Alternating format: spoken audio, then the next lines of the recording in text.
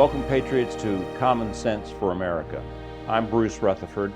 I'm your host and commentator for Common Sense for America. Today, we're going to talk about something that affects more than 40 million Americans: student debt and student debt forgiveness. Let me share some numbers that might shock you.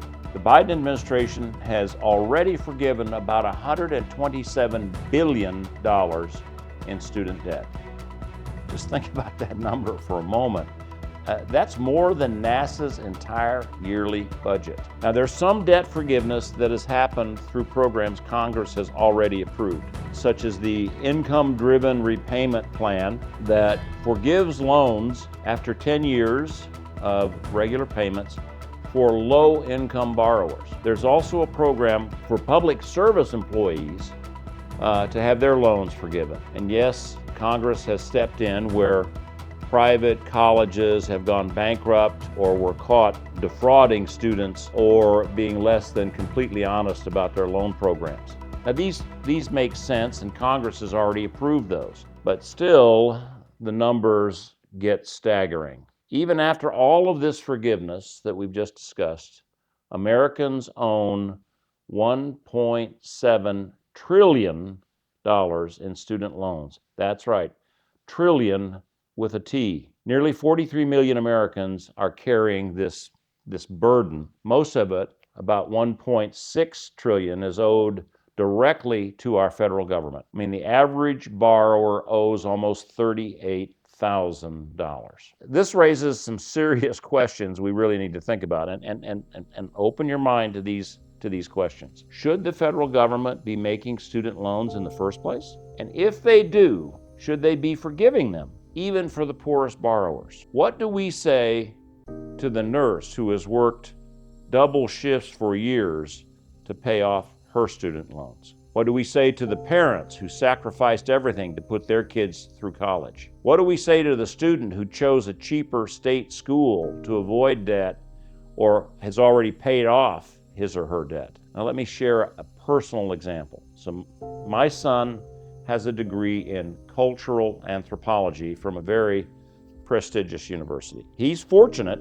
He has no student debt, but he does not work in his chosen field of study. He works in a field completely unrelated to his degree. Now, imagine if he had borrowed heavily for that degree. He'd be in very serious financial trouble. The Department of Labor tells us something very troubling. 41% of recent college graduates are working in jobs that don't even require their degree, just like my son.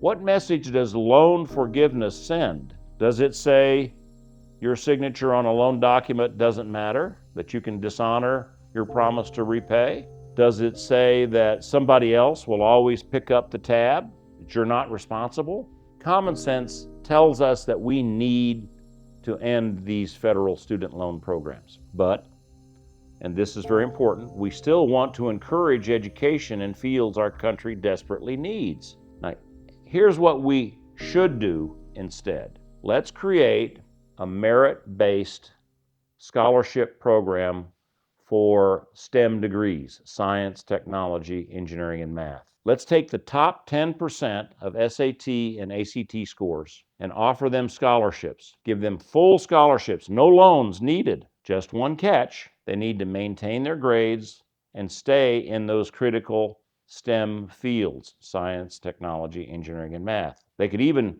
change majors as long as it's to another STEM major. Let's look at why this makes financial sense. Now, right now, we're spending about $102 billion a year on student loans. Our scholarship program would cost only about $24 billion, and that's a savings of $78 million every year. And by the way, that $24 billion could be funded by the repayments of existing student loans that we want to see repaid. And we're producing graduates in the fields of science, technology, engineering, and math, where America really needs them the most. Now you ask, what about the arts? What about the humanities? They're important too. I agree with that completely. That's why we should also explore using the National Endowment for the Arts to provide scholarships for the truly talented students in those fields. It needs more thought. I haven't figured this out yet. I don't know what to suggest to you, but it's very much worth exploring. Here's something else to consider.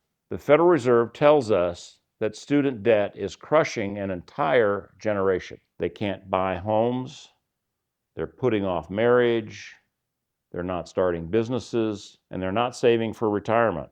Now, none of this helps America grow stronger. None of this helps one of our primary objectives for the nation, which is the pursuit of happiness. So we need a system that rewards merit and hard work and academic achievement, that connects education to real jobs, one that promotes personal responsibility. Our fourth principle for government is self-reliance and personal responsibility, while giving real opportunities to our best and brightest students.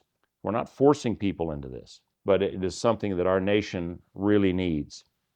Now, please discuss these ideas with your friends and colleagues. We need to hear your thoughts on this. We'd love to hear from you. How do we maintain educational opportunities while promoting self-reliance and responsibility in our young people? Join us next time. Until then, God bless you and God bless America.